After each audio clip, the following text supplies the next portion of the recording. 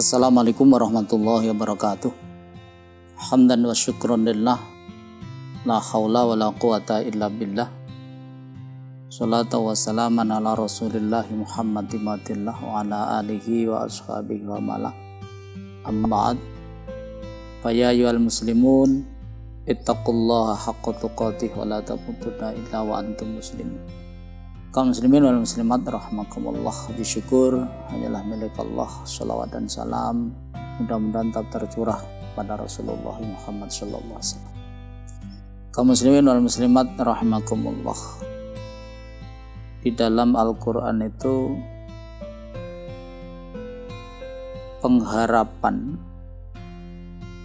digambarkan oleh Allah dengan menggunakan salah satu di antara 3 kata. Tapi nanti kandungan makna yang ada di dalam kata itu berbeda-beda. Sekarang mari kita telusuri yang kemudian nanti kita kaitkan dengan ibadah kita, terutama ibadah puasa. Pengharapan itu yang pertama adalah Allah menggunakan dengan lafaz atau kata la'alla. Ketika Allah Subhanahu wa taala memerintahkan pada kita untuk beribadah, maka Allah mencanangkan harapan la'allakum tattaqun.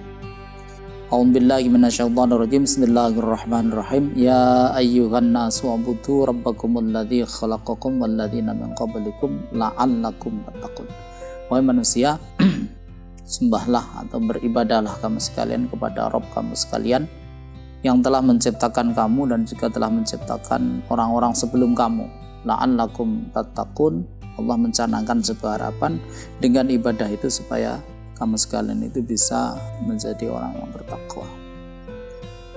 Begitu pula ketika Allah SWT itu menyampaikan perintah puasa, maka Allah juga mencanangkan dengan menggunakan kalimat la'alla, kata la'alla untuk menggambarkan sebuah pengharapan dari ibadah puasa itu. Ya ayyuhalladzina amanu kutiba alaikumussyiyam kama kutiba alal ladzina min qablikum la'allakum tattaqun. Kaum muslimin wal muslimat rahimakumullah, penggunaan kata la'alla yang maknanya itu sebuah pengharapan, ini sebetulnya kuncinya itu apakah nanti harapan itu terwujud atau tidak, itu kuncinya pada kita. Artinya apa? Dengan selesainya kita beribadah itu, maka masih ada beberapa hal yang ada kaitannya dengan ibadah itu yang harus kita lakukan, yang itu nanti termasuk bagian dari ibadah itu walaupun sudah berada di luar ibadah. Jadi Allah itu masih menilai kesinambungan antara ibadah kita itu dengan kondisi-kondisi tertentu di luar ibadah yang itu akan bisa mengantarkan kita ini menjadi orang yang bertakwa. Jadi kuncinya kalau Allah menggunakan la'alla itu nanti berhasil atau tidaknya harapan itu terwujud itu terletak pada kita, bukan terletak pada orang lain, bukan terletak pada Allah, tapi terletak pada kita, dan Allah sudah membebankan itu kepada kita. Oleh karenanya ini harus betul-betul kita sadari. Sebagai contoh aja yang mudah, misalnya kita sholat itu begitu selesai sholat bukan berarti Allah selesai menilai sholat kita. Jadi selesainya sholat artinya sudah kita mulai dengan takbiratul ihram, kemudian kita akhiri dengan salam. Setelah salam ini Allah masih menilai sholat kita, karena masih ada rangkaian hal-hal yang harus kita lakukan yang itu merupakan bagian yang tidak bisa terpisahkan dari sholat kita. Makanya Allah menilai sholat kita itu ada yang fi sholatihim, ada yang ngan sholatihim.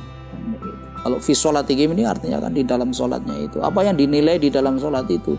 Yang pertama ya kaifiatnya sholat, apakah tata cara sholat kita ini sudah sesuai dengan yang diajarkan Rasulullah.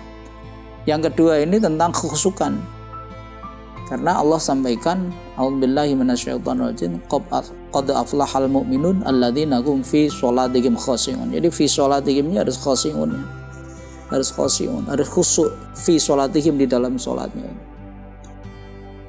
Tetapi ternyata Allah menilai sholat kita ini sampai ketika kita ini berada di ranah sosial, di luar sholat itu. Makanya Allah sampaikan, fawailul lil musallin alladzina hum an sholatihim sahun. Masih celaka orang itu yang walaupun dia itu ahli sholat, musallin itu ahli sholat, yakni mereka-mereka itu yang lalai dari makna sholatnya untuk diterapkan ketika dia itu berada di luar sholatnya.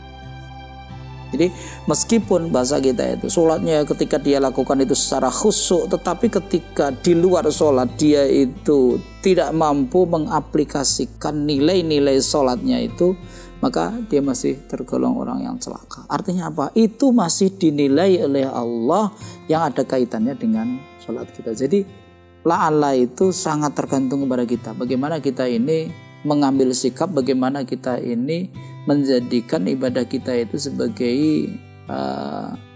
sesuatu yang harus kita lakukan, sekaligus ada nilai-nilai yang harus kita terapkan dalam kehidupan kita.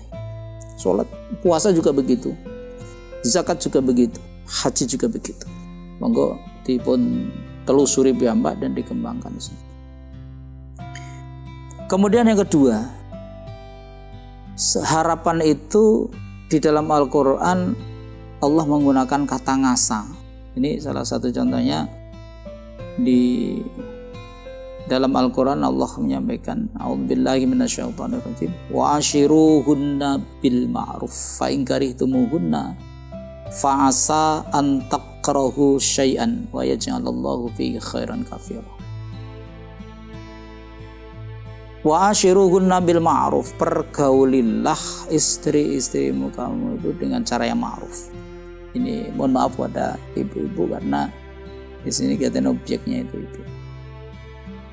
Fa in karihtumuhunna, maka jikalau para suami itu merasa tidak enak dengan para istrinya, fa asa an takrahu syai'an wa ja'alahu fi khairan katsira, maka semoga apa yang ia rasakan tidak suka sama istrinya itu, yang kemudian dia itu mau bersabar, maka dia akan mendapatkan kebanyakan yang disiapkan, kebaikan yang banyak yang disiapkan oleh Allah di dalam masalah itu. Nah, asa di sini itu Allah yang sudah menyiapkan. Begitu kita ini bisa bersabar, bisa bersabar dengan kelakuan istri. Kalau memang mau dibalik ya monggo, tapi ayatnya bunyinya seperti itu. Jadi kalau mau dibalik istri bersabar terhadap kelakuan suami ya monggo, tapi ayatnya bunyinya fa in karihtumuhunna, karena ini kaitannya dengan kewajiban untuk memberi nafkah itu. Ketika seorang suami itu bersabar terhadap perilaku istri yang mungkin tidak disukainya begitu, dalam konteks ini tidak sesuai dengan apa yang diajarkan oleh Rasulullah begitu. Kemudian suami itu bersabar menghadapi itu, maka Allah secara otomatis, jadi ketika dia bersabar, Allah secara otomatis menyiapkan kebaikan yang banyak. Jadi harapan ini yang menyiapkan Allah, harapan ini yang memberikan Allah, harapan ini yang akan mewujudkan itu Allah, ketika Allah menggunakan kata asa di dalam Al-Quran. Tetapi sekali lagi ketika Allah menggunakan kata la'alla, ini kita yang harus berupaya keras untuk mewujudkan harapan itu dalam kehidupan kita. Kemudian yang ketiga, Allah itu menggunakan di dalam Al-Quran kata yang juga mengandung makna sebuah harapan, itu adalah laita. Tetapi laita ini harapan yang tidak mungkin terwujud. Di dalam Al-Quran Allah menggambarkan begitu, orang yang di dunia ini tidak percaya kepada Allah, tidak percaya kepada hari akhirat, kemudian dia meninggal dan kemudian dibangkitkan lagi, maka dia mengatakan ya laitani kuntu turaba. Dia berharap tetap menjadi tanah saja, tetap menjadi turab saja, sehingga dia tidak bertanggung jawab karena dia merasa dulu diciptakan dari turab. Tetapi dia tidak percaya kepada Allah, dia tidak percaya kepada hari akhir. Tetapi itu menjadi sebuah kenyataan, dan ketika menjadi sebuah kenyataan maka dia mengatakan, ya laitani kuntu turaba, ya alangkah baiknya kalau saya itu dulu tetap menjadi tanah atau debu, sehingga tidak bertanggung jawab seperti ini. Kaum muslimin wal muslimat rahimakumullah, untuk yang asa dan laita ini tidak perlu kita fikirkan dalam-dalam, tapi yang la'alla ini yang harus kita fikirkan. Karena seluruh ibadah kita ini oleh Allah dilabeli dengan la'allakum tattaqun, sebuah pengharapan yang menggunakan kata la'alla. Yang ini tentu semuanya akan tergantung kepada kita, bagaimana kita ini mensikapi ibadah kita ini.